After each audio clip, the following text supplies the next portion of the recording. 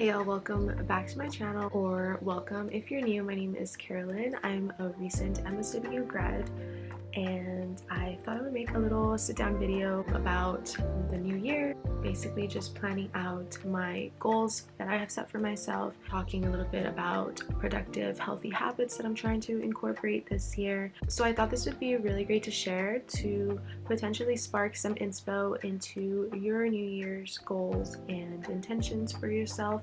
And so that is what I will be sharing with you guys today. So first things first, I officially graduated, which is so wild. I graduated about a month ago. On December 17th was my actual commencement date. Everything went super well.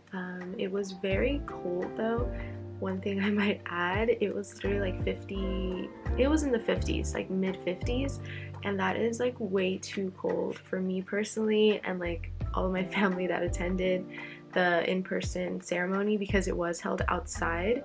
So that was an experience, but everything went really well, and it wasn't the longest like commencement ever because it was a fall one. So typically fall commencements are just a lot shorter than the spring ones, so that wasn't too bad. I'm officially an MSW graduate. I have a master's in social work, and just to refresh, my concentration was in administration and community practice. So yeah, that is just a little update on everything. So just getting started on my goals that I have set for myself, I kind of mapped out my goals into 3 different categories. I got a lot of inspiration from Selena Trevino here on YouTube. She actually did a 2023 reset not too long ago, and I got a lot of inspiration, made the little categories of my goals around hers. The 3 different categories for the goals are health and wellness, personal and professional development, and then finance. I have my iPad here, so if you see me like looking down, it's just to kind of like reference this because I mapped it out on GoodNotes. So yeah. So first, getting started with my health and wellness goals. Just a few that I have set for myself the past couple of years, and then I have a few new ones that I would really like to incorporate into the new year, just because I want to take care of myself and my health a lot more this year. Not that I didn't last year, but I feel like I could definitely improve upon that, which is kind of the goal with like anything that you are doing or new year or anything. I always want to try to be a better version of myself, even if it's just like the minor like change that I can make.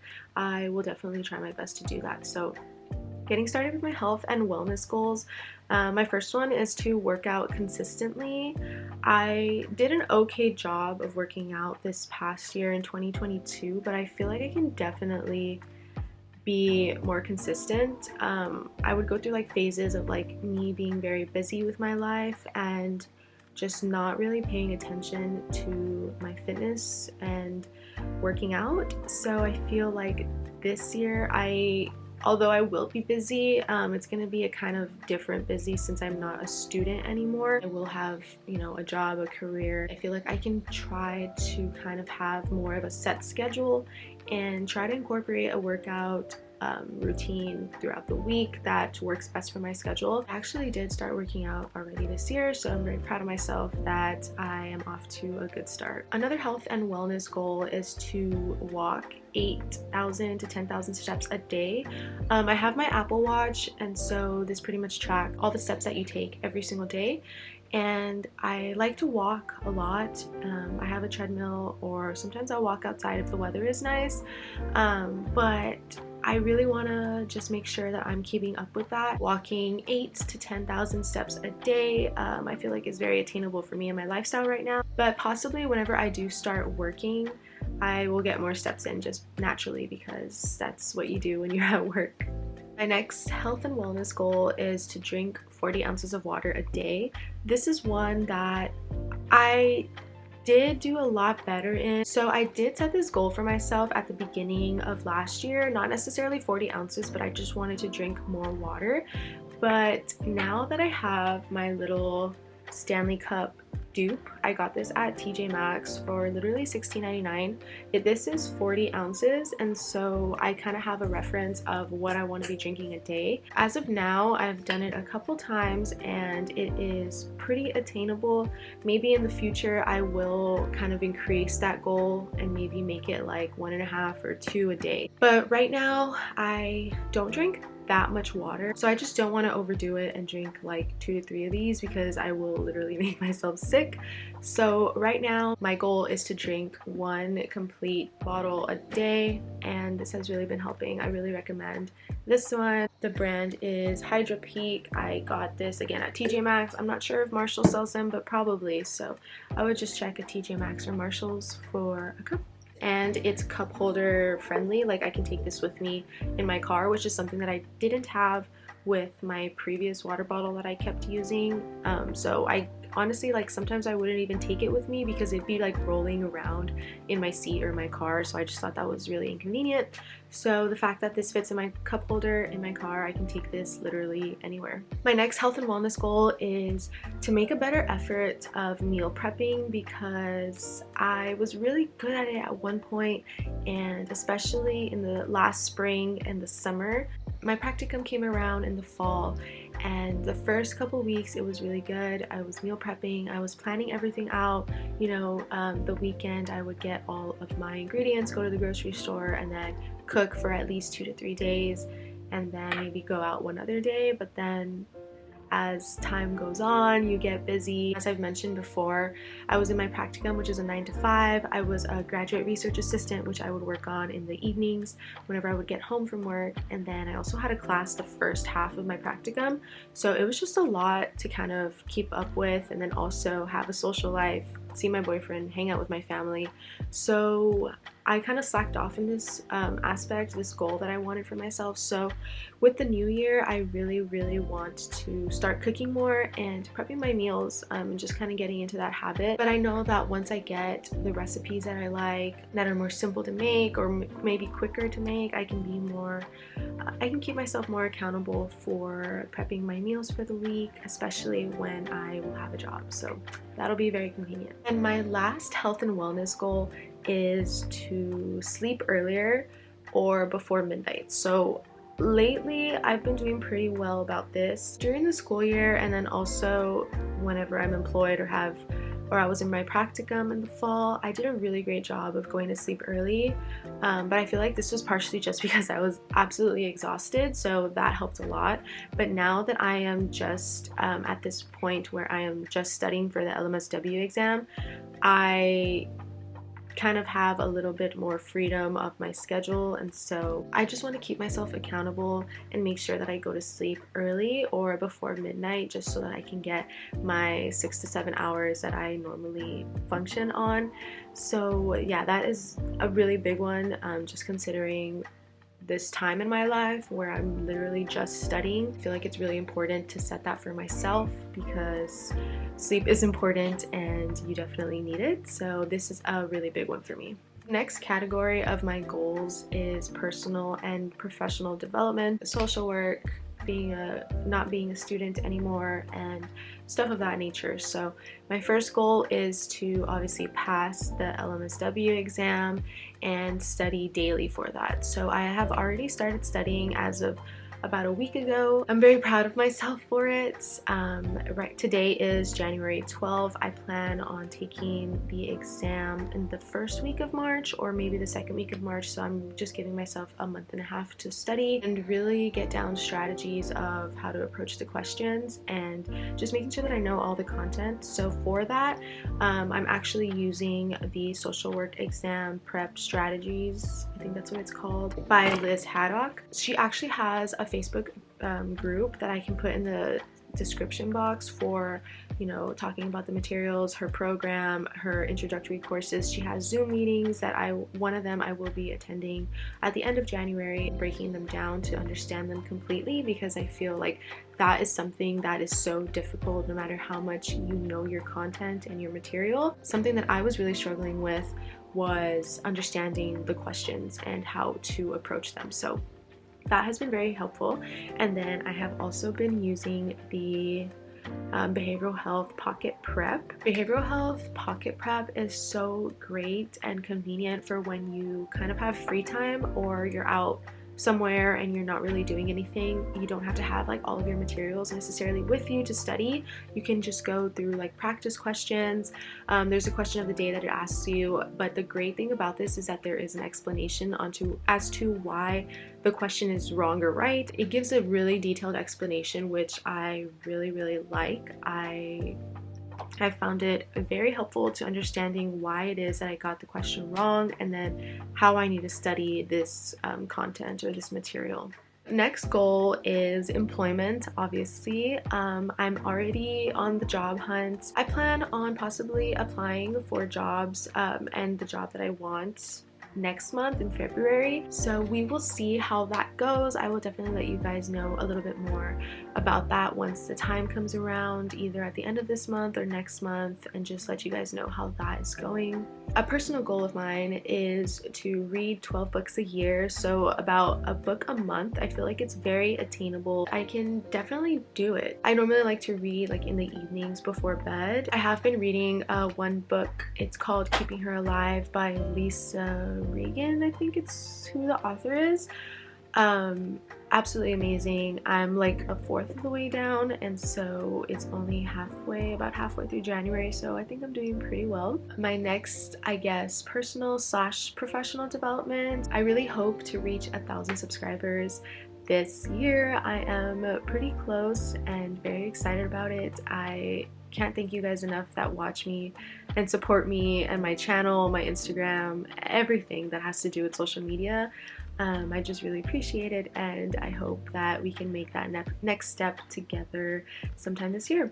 And then, of course, my last personal / professional goal is to create more content, videos, and stuff like that for YouTube. I just want to commit more time to it. Now that I'm not a student, I feel like it's very much attainable for me, just because I won't have something consuming all of my time. I mean, sure, I will be employed, but you get out like at 5 or 6, and I kind of want to start incorporating the weekends into making more videos just because I love it. I love talking to you guys, interacting with everyone, and replying to comments, meeting new people that are in the same field as me or a relative field. I just think it's a really great hobby and something that I truly love, and I just want to incorporate it more into my new year just because of how much I love it and admire it. So why not just try to commit more to YouTube and just creating videos for y'all.